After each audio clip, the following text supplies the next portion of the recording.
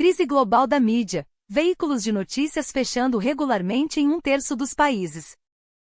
Explore as tendências alarmantes no Índice Mundial de Liberdade de Imprensa 2025 e suas implicações. Welcome to the deep dive.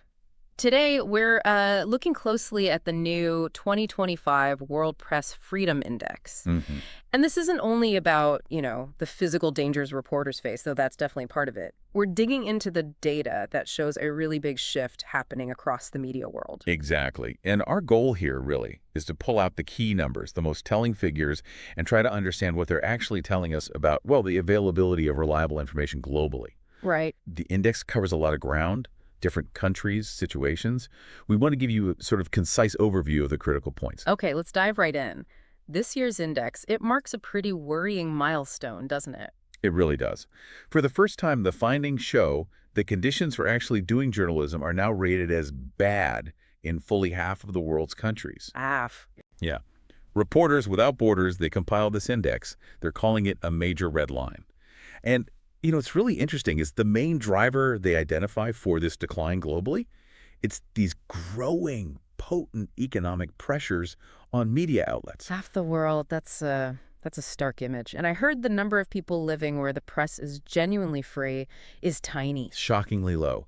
Less than 1% of everyone on the planet lives in a country where press freedom is fully guaranteed. Just think about that. The vast, vast majority lack access to a completely free media. And the index also flagged an increase in the places with the absolute worst press restrictions. Yes, exactly. The number of countries and territories in that deep red zone, the most critical category, it's gone up from 36 to 42. Okay. New additions this year include Kyrgyzstan, Kazakhstan, Jordan, Uganda, Ethiopia, Rwanda, and Hong Kong. Hong Kong, right. That's significant. Very significant. And the index draws this comparison saying Hong Kong's approach towards reporters is looking more and more like mainland China's, which, consistently ranks as one of the world's biggest jailers of journalists. So, okay, physical safety is always there. It's a risk. But the index seems to be shouting about something else really driving this downturn this year. Precisely. I mean, violence, imprisonment, those are terrifyingly real threats. But the 2025 index really puts the spotlight on economic pressure as the single most significant factor weakening press freedom right now, globally. Okay. It's maybe more subtle than an attack, but it's incredibly damaging to news organizations. And this isn't just a minor budget issue. It's really widespread. Alarmingly so, yeah. In over 85% of the countries they looked at, media outlets are basically struggling to stay financially afloat. Wow. This isn't just, tightening belts. It's threatening the actual existence of many news sources. And this financial insecurity, it's leading to actual closures. Absolutely. You see, in nearly a third of countries looked at, news organizations have literally been forced to shut their doors or operate from exile. A third of countries. Yeah.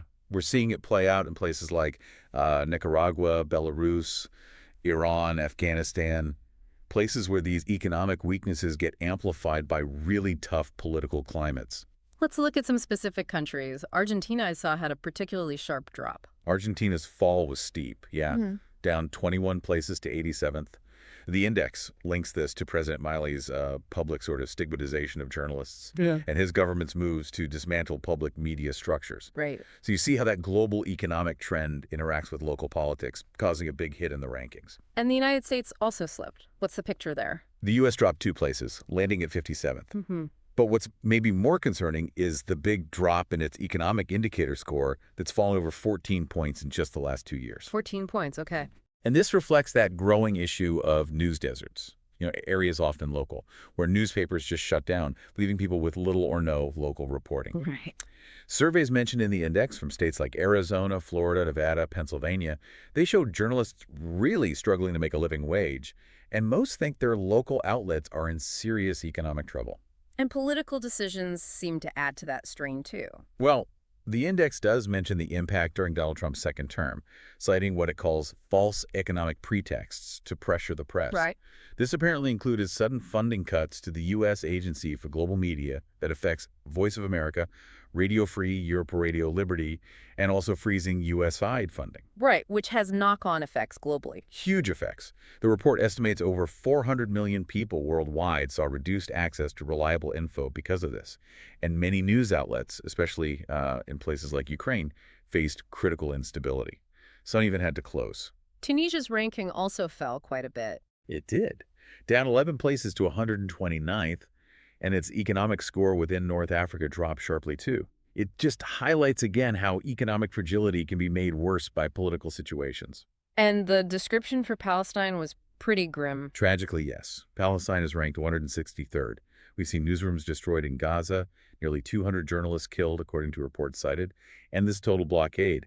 Even Israel's rank fell significantly, down 11 places to 112th. And Haiti, too, linking instability and media economics. Yeah, the ongoing political chaos in Haiti has just devastated its media economy. It's now 112th, which is down 18 spots. So we've mentioned several countries now where outlets are closing, journalists are fleeing. It's a clear pattern. The index points to 34 countries where this is particularly acute economic hardship, making political oppression even worse for media. You see Nicaragua, Belarus, Iran, Myanmar, Sudan, Azerbaijan, Afghanistan. These names keep coming up where the media landscape is just collapsing, forcing journalists out. Okay, let's pivot slightly to the digital side. How are the big tech platforms playing into this economically? That's a huge piece of the puzzle. These largely unregulated online giants, Google, Apple, Facebook, Amazon, Microsoft, they're just soaking up more and more of the advertising The revenue. money that used to fund newsrooms. Exactly. In 2024, social media ad spending hit, get this, $247.3 billion. That's a 14% jump in just 1 year. Wow. And that massive shift just fundamentally weakens the financial base for journalism. And it's not just where the ad money goes, but also who actually owns the media that's left. Right. Media ownership concentration is flagged as a major threat to, diversity of voices.